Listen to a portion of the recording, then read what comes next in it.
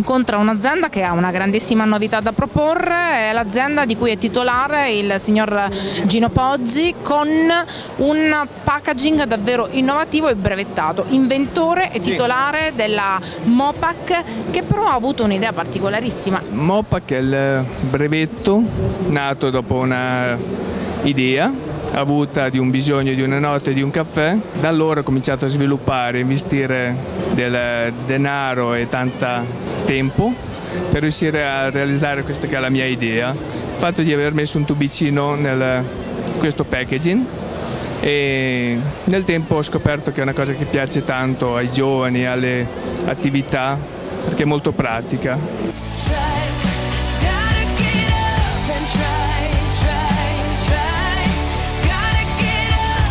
Signor Poggi, perché l'azienda dovrebbe scegliere Mopac per il proprio packaging alimentare? Dunque, partiamo dal tubicino, che è molto pratico per consumare, è ecologico perché non si rilasciano frammenti di carta nell'ambiente, e poi è molto pratica perché è molto tascabile, sta molto bene in borse, tasche, e la cosa è molto innovativa, piace tanto. E in più l'imballaggio è alimentare, certificato, e sarà il futuro.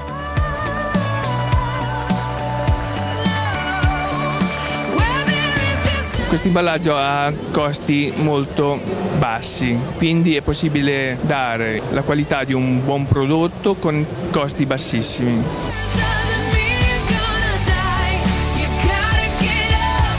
Lei ha avuto tra l'altro l'idea di creare un brand suo, che si chiama Italbon. Cos'è Italbon e cosa distribuisce? Dunque, Italbon nasce per un bisogno di poter promuovere la mia idea, e in più sto tentando di lanciare una piccola linea di innovazione nel mercato dell'alimentazione, perché ho tante idee da poter sviluppare.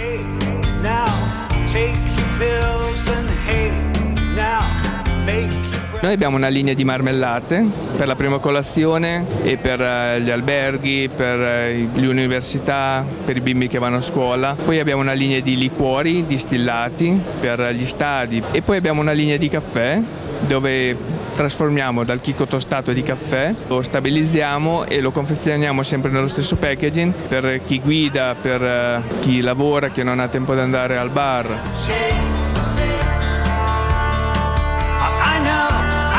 www.mopac.biz